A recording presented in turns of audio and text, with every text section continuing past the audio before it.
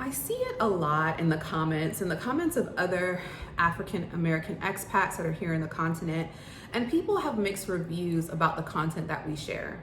My advice to you, create a YouTube channel and share your own opinion, right? Because this is our opinion. These are our perspectives. And while I do feel like I share a level of positivity and informational content, I do have a very positive approach in how I share that content.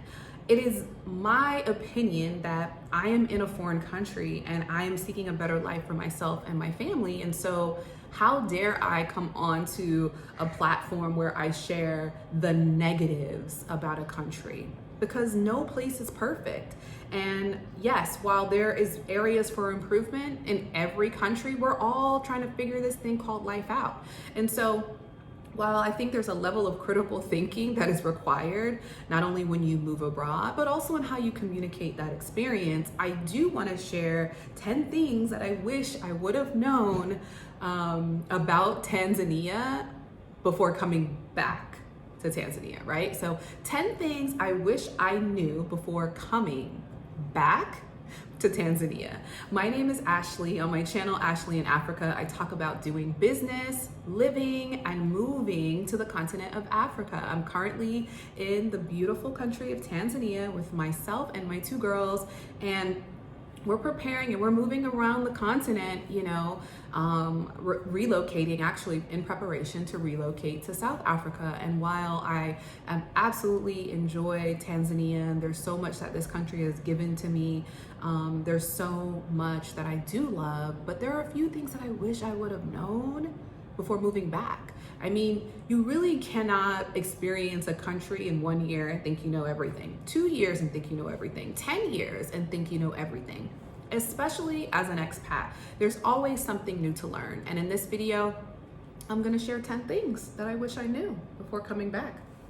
All right, so I do have notes and I'm gonna get into them. So the first thing that I wish I would have known before coming back to Tanzania was the importance of Kiswahili, the importance of comprehension of the Swahili language. I mean, I knew this, I knew it was so important. And while I felt like I had learned a lot, as I've begun to do more business, I realized I don't know enough.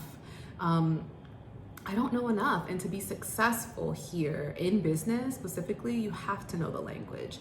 So it's a constant struggle. I'm working on it daily. I know that even though many of the people that I do business with speak English, the reality is that there are some people that don't, especially when I'm looking at talent, training talent, engaging talent. Those folks, they may or may not know, or even just day to day. And there's just a level of respect in attempting to learn someone else's culture, someone else's language, and I'm working on it. So, there are many of our counterparts that are coming here to Tanzania to do business, and they know the language. They don't look like us, right? They don't look like me. They don't look like Africans, because they're not. They're European. And that's a number 2 thing that I wish I would have known before coming back to Tanzania. How many Europeans are here? They're here, y'all. When I first came to Tanzania in 2020, I was blown away. I did not understand why Europeans were here in Africa. I didn't expect it. I heard the stories, I recognized that, countries had been colonized by much of Europe, but I didn't know what that looked like until touching down here in Dar es Salaam. And so since going back to the US and coming back, I feel like they've grown in numbers as well. While there are a lot of African Americans that have come to Tanzania, there are many that have left, but there are incrementally more Europeans that are coming here. And, take it as you like. But the reality is they are coming here, they are here, they are creating businesses, they are creating commerce, economic growth and stimulation to the country. And the people welcome them, right? So when I am in these places of business and I hear Europeans speaking Swahili, it takes me back a bit. I'm not gonna lie, y'all. I get a little shook. I'm not gonna lie. And so, the Spanish, Turkish, Italian, German, Russians, like they are here and they're not playing with the people, okay? They're doing business and, be prepared and whatever feelings you have about it, feel the feels, but recognize that as an African American, our experience with Europeans and European descendants is very different than their experience here on the continent. And sharing our stories in an articulate and empathetic way is how we will communicate our perspective, not in attempting to shift people's perception of these folks because they don't know what we know and we don't know what they know, right? So I think awareness is key, but how we communicate that is also important as well. Tone, tact, and time. Those are the ways that I've been learning how to effectively communicate, and they're as relevant here on the continent as they are anywhere in the world. I wish I would have understood the history and the culture of colonization here as well. While I was homeschooling my oldest daughter back in the US, we did actually do a lot of Tanzanian history, and we were mostly focused on the slave trade and the original colonizers, but then also the independence. Like we just jumped from what we could find available online, and that information was pretty sparse. So I love the concept of Tanzanians really sharing the history of their country, as well as just like Africans, continental Africans, really diving deep and sharing the history of their country, because not only is it informative, but you get to tell the narrative from your perspective and not allowing, these foreign entities to come in and tell the story the way they want to, because it's never in our favor when they tell our stories, right? So I love that, the concept of that, and people that are doing that, I salute you. So yeah, leave me a couple of channels in the comments if you know of different continental Africans that are sharing the history of their country in their own words. I'd love to know.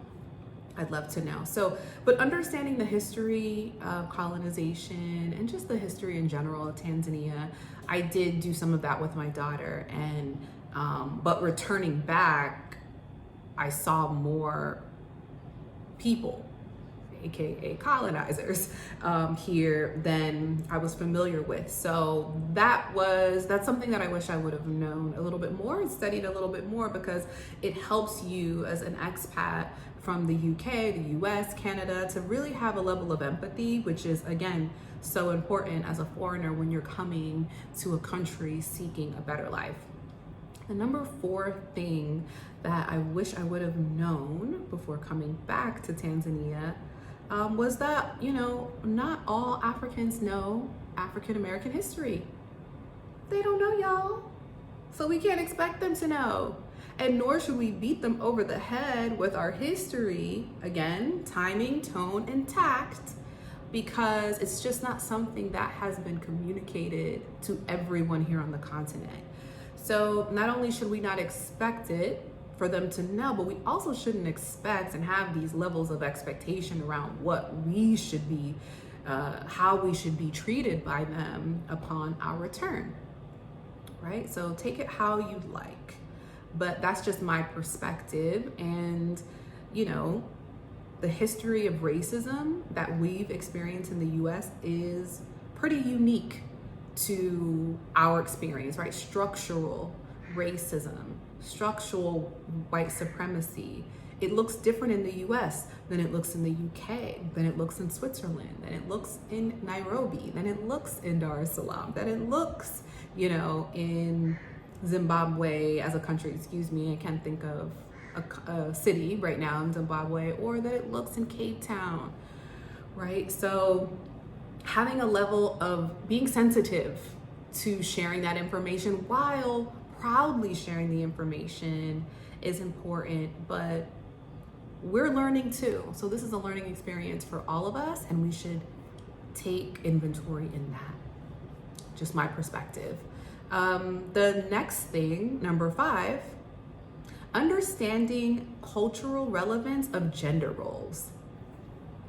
So I talk about it a little bit in the terms of doing business, but there's still a level of gender role, cultural assignment that I'm learning every day. I was having, catching up for like late coffee with a girlfriend of mine who was born in Tanzania, but she was raised in Switzerland. And, you know, we were talking about just the rise of feminine professionals here in Dar es Salaam, and how while many women are seeing a level of professional and financial growth, the expectation is that they still have the domestic priorities in the home, right? So if a woman is maybe even the breadwinner of her household, she is still expected to clean her husband's clothes and not the house help, to cook her husband's meals and not the house help, and do said other things, right? And I don't know that I necessarily agree or disagree, but it's just an interesting perspective to understand when entering into a relationship, when fostering a relationship, you know, or when seeking a relationship.